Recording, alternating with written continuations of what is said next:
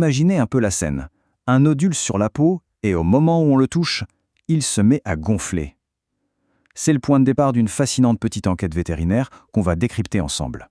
Une simple observation, une réaction vraiment unique et un diagnostic qui se révèle grâce à un seul indice. C'est une plongée au cœur de l'art de lire les signes cliniques. Alors la question qui se pose immédiatement, c'est mais quelle tumeur peut bien faire ça? Face à un comportement aussi bizarre, quelle est la piste la plus sérieuse? C'est ce qu'on va découvrir, indice après indice. Bon, toute bonne enquête commence par le début. Qui est le patient et quels sont les premiers éléments dont on dispose? Allons faire connaissance avec lui. Et voilà notre patient, un Jack Russell Terrier de 6 ans. La lésion qui nous intéresse, elle est là, sur la face externe de son oreille gauche. Au premier coup d'œil, ça a l'air d'être une petite masse sans plus. Mais pour un œil un peu exercé, l'analyse ne fait que commencer. Ok, l'examen clinique nous donne une description plus précise. C'est un nodule unique, tout seul. Il est alopécique, ce qui veut dire qu'il n'y a pas de poils dessus. Il est aussi érythémateux, donc un peu rouge. Et puis il est bien délimité et ferme quand on le palpe. Honnêtement, à ce stade, ce profil pourrait correspondre à pas mal de choses. Le mystère reste entier. Jusqu'ici, rien de bien spécifique. On a plusieurs suspects potentiels. Mais c'est là qu'un détail, observé pendant l'examen, va faire basculer toute l'enquête. Une réaction complètement inattendue qui va nous mettre sur la seule et unique bonne piste. Et le voici, cet indice décisif.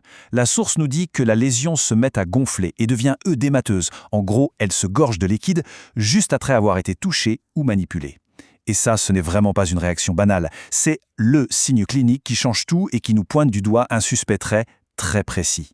Avec cet indice en main, d'un seul coup, toutes les pièces du puzzle s'emboîtent. Le tableau clinique est complet et le diagnostic devient presque une évidence. Alors cette réaction si particulière au toucher ne pointe que vers une seule possibilité. La tumeur la plus probable est donc Le mastocytome. Voilà le nom de la tumeur dont le comportement correspond parfaitement, point par point, à ce qu'on vient d'observer.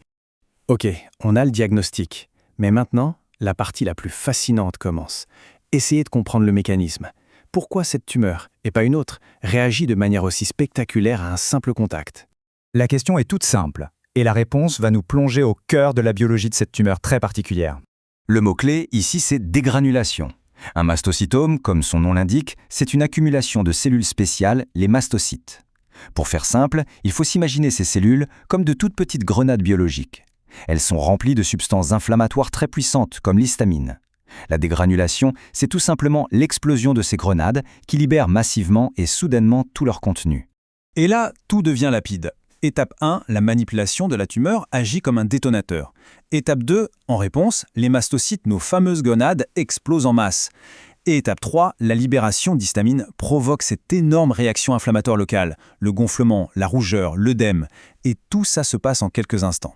Au-delà de ce cas d'école, qu'est-ce qu'il faut retenir en pratique? Pourquoi c'est si important de connaître ce phénomène? L'essentiel à retenir, c'est que cette réaction au toucher, qu'on appelle en médecine le signe de Darrier, est un indice diagnostique classique du mastocytome canin. C'est un signal d'alarme très clair, un vrai drapeau rouge qui doit immédiatement attirer l'attention. Finalement, ce cas nous laisse avec une réflexion importante. En médecine, la technologie est évidemment précieuse, mais les réponses ne sont pas toujours cachées dans des machines. Parfois, la clé est juste là, au bout des doigts. L'observation attentive d'une réaction clinique, ça peut être l'outil le plus puissant pour poser un diagnostic. Savoir reconnaître ce signe, c'est ouvrir la porte à une prise en charge plus rapide et plus efficace. Et c'est ça qui fait toute la différence.